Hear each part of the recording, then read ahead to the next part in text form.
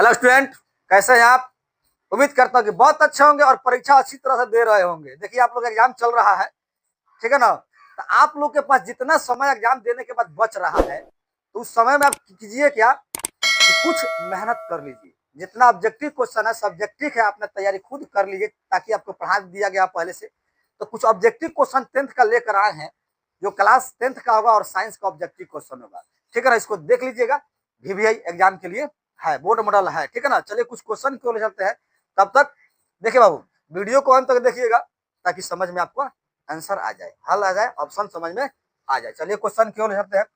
आज का बहुत अच्छा क्वेश्चन होने वाला है, ठीक है ना?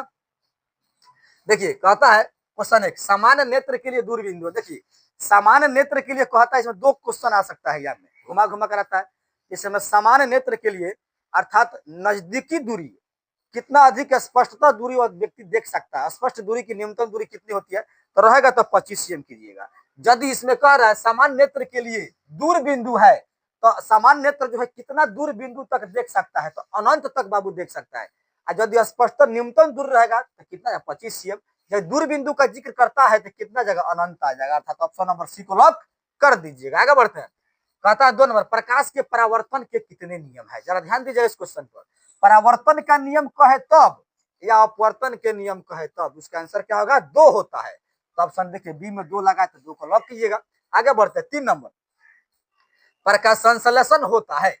ऑप्शन ए कहता है सुबह शाम, केवल दिन में, दिन रात, कोई नहीं। ध्यान दीजिएगा, तो यह सुबह शाम, देखिए भरमाने वाला क्वेश्चन यहाँ पर दे रहा है, सुबह शाम।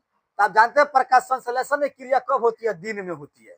दिन में होती है प्रकाश संश्लेषण क्रिया, चूंकि सूर्य के प्रकाश उसका जरूरी है, तो दिन में, केवल दिन में होगा। तो ऑप्शन नंबर बी को लॉक कर दीजिएगा। क्वेश्चन 4 पाते हैं, देखिएगा 4, ओजोन परत का अवक्षय करता है। ओजोन परत का अवक्षय करता है, ऑप्शन कहता है ATP, CFC। तो आपका आंसर CFC होगा। क्लोरोफ्लोरोकार्बन जो होता है ओजोन परत का जो है नष्ट कर रहा है, अवक्षय कर रहा है। तो ऑप्शन नंबर सी हो जाएगा। आगे बढ़ते हैं 5 नंबर की ओर। यहाँ मानव नेत्र में ऑटोसोम की जोड़ियों की संख्या देखिए, एक आता है क्रोमोसोम, एक आता है ऑटोसोम। तो क्रोमोसोम यदि रहेगा तो 23 जोड़ा कर दीजिएगा, 23 जोड़ा में, समझे क्वेश्चन को। यदि क्रोमोसोम रहता है तो 23 जोड़ा कीजिएगा। यदि ऑटोसोम है, ऑटोसोम कह रहा है, तो 22 जोड़ा इसका आंसर होता है, ठीक है ना?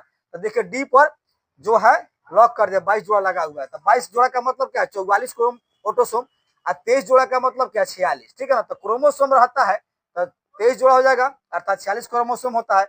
यदि ऑटोसोम कह रहा है जोड़ियों की संख्या, तो 22 हो जाएगा, अर्थात 44 ऑटोसोमों की संख्या हो जाती है। क्वेश्चन 6 कहता है घरेलू विद्युत परिपथ में प्रत्यावर्ती धारा की आवृत्ति होती है। देखिए, प्रत्यावर्ती धारा की आवृत्ति कर रहा है, आपको याद कर रखना है, 50 हर्ट्ज होता है, तो 50 हर्ट्ज को लगा दीजिएगा।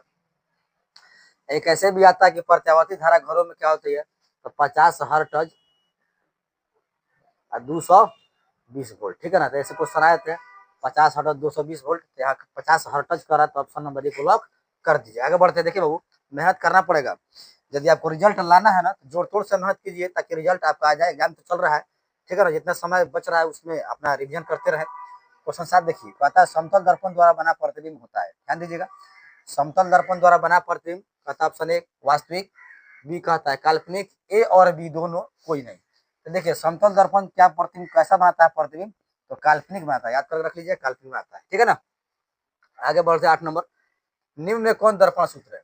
तो दर्पण सूत्र होता है 1/v प्लस 1/u बराबर 1/f होता है, या 1/f बराबर 1/v प्लस 1/u, दर्पण सूत्र यही होता है, ठीक है ना? तो यहाँ पर कहता है 1/f बराबर 1/v माइनस 1/u, होगा नहीं। ऑप्शन बी कहता है 1/f 1/f 1/v plus 1/u, option number B आपका लॉक हो जाएगा। आगे 9 नंबर देखते हैं, अवतल दर्पण की फोकस दूरी। देखिए, इसको समझने के लिए ध्यान दीजिएगा। एक अवतल दर्पण हम बनाते हैं, तो अवतल दर्पण उस दर्पण को कहते हैं जिसकी बाहरी सतह पर कलाई की गई होती है। तो यहाँ पोल होता है ध्रुव, यहाँ होता है एफ, यहाँ होती है सी। तो आपसे क्या क्वेश्चन में है कि अवतल दर्पण की फोकस दूरी या अवतल दर्पण प्रकारता त्रिज्या भी आता है क्वेश्चन में। तो अवतल दर्पण की फोकस दूरी जो होती है, देखिए बाबू, चिन्ह प्रपाटी के अनुसार आपका यहाँ पोल है, ध्रुव है, तो ध्रुव से इस साइड लेफ्ट साइड है, तो लेफ्ट साइड वाली क्या होती है, ऋणात्मक होती है। आखिर कैसी, ऐसे, ठीक है ना? चिन्ह प्रपाटी देखिए ऐसे, एक्स एक्स डैश है, तो यहाँ से है, ठीक है ना, अवतल दर्पण में। इधर आएगा तो ऋणात्मक होता है, अर्थात फोकस दूरी का है या आपसे वक्रता त्रिज्या का है तो क्या हो जाएगा, ऋणात्मक हो जाएगा। तो ऑप्शन नंबर बी को लॉक कर दीजिएगा। 10 नंबर, लेंस की क्षमता क्या सही मात्रा क्या है, आपसे कह रहा है सीएम पर -1 मीटर सीएम और डायोप्टर। तो लेंस की क्षमता क्या सही मात्रा क्या होता है, याद करके ही रखना है, डायोप्टर होता है। ऑप्शन नंबर डी को लॉक, या एक और होता है मीटर पर -1 होता है, इसको याद कर लीजिएगा। चलिए देखते हैं क्वेश्चन 11। कहता है क्वेश्चन, नेत्र द्वारा किसी वस्तु का कैसा प्रतिबिंब बनता है, अर्थात नेत्र मीन्स आंख, आंख द्वारा किसी वस्तु का कैसा प्रतिबिंब बनता है। ऑप्शन कहता है वास्तविक, उल्टा तथा बड़ा, बी कहता है काल्पनिक, सीधा तथा छोटा, सी कहता है काल्पनिक, उल्टा तथा बड़ा, डी कहता है वास्तविक, उल्टा तथा छोटा। देखिए बाबू आपको रट कर रखना है, इसको याद कर लीजिएगा, बहुत इंपॉर्टेंट क्वेश्चन हो सकता है एग्जाम के लिए।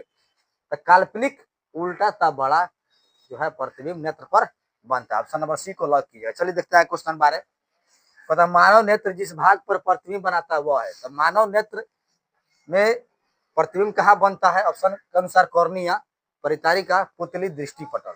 इसको याद करके रखिएगा कि मानव नेत्र में किस भाग पर प्रतिबिंब बनता है, दृष्टिपटल रहे या रेटिना रहेगा।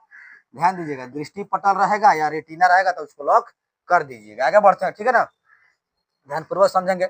वोल्ट भी बराबर होता है, तेरा क्वेश्चन, वोल्ट भी बराबर होता है, कहता है कूलम बाई जूल, कूलम बटा जूल, जूल बाई कूलम, अर्थात जे बाई सी को लॉक कीजिएगा, ठीक है ना। 1 वोल्ट बराबर, यहाँ से वोल्ट बराबर होता है जे बाई सी, अर्थात जूल बटे कूलम होता है, लॉक कीजिएगा।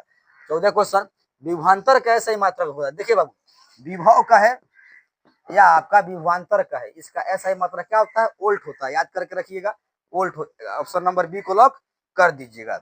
रहेगा ऑप्शन ए कहता है कूलम, कूलम किसका होता है, आवेश कैसा ही मात्रक कूलम होता है। एम्पियर किसका होता है, विद्युत धारा कैसा ही मात्रक होता है। और ओम किसका होता है, प्रतिरोध का ऐसा ही मात्रक ओम होता है। आगे बढ़ जाते हैं 15 की ओर। किसी चालक के प्रतिरोधकता का मात्रक, देखिए प्रतिरोध और प्रतिरोध दोनों में अंतर है।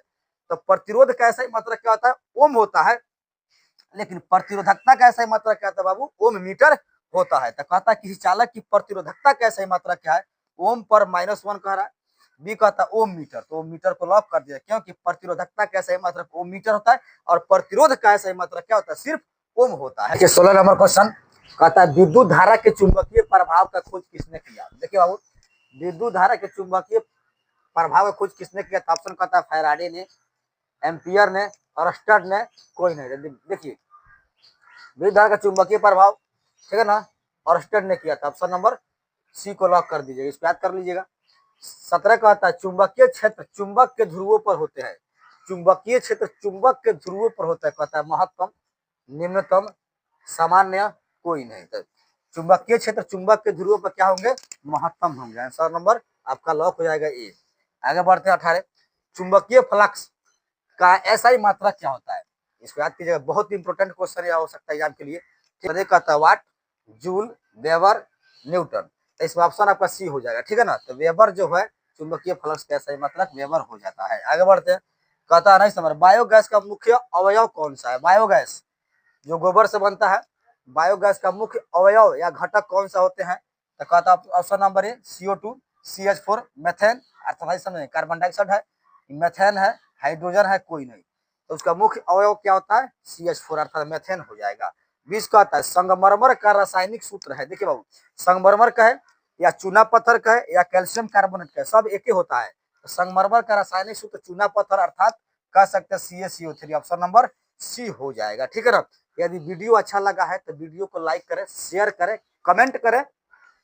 आप मेरे चैनल पर नए हैं तो चैनल को सब्सक्राइब करें, ठीक है ना। मिलते हैं एक और क्वेश्चन के साथ अगले वीडियो में। लेकिन बाबू आप लोग से रिक्वेस्ट है कि आप लोग का एग्जाम जो चल रहा है उसके बाद जो समय बच रहा है, साइंस का एग्जाम होने वाला है, ठीक है ना, तो उसमें बेहतर से तैयारी करके जाइएगा, मेहनत करके जाइएगा, ताकि आपको क्वेश्चन में दिक्कत बनाने में ना हो, ठीक है ना। मिलते हैं अगले क्वेश्चन के साथ अगले वीडियो में।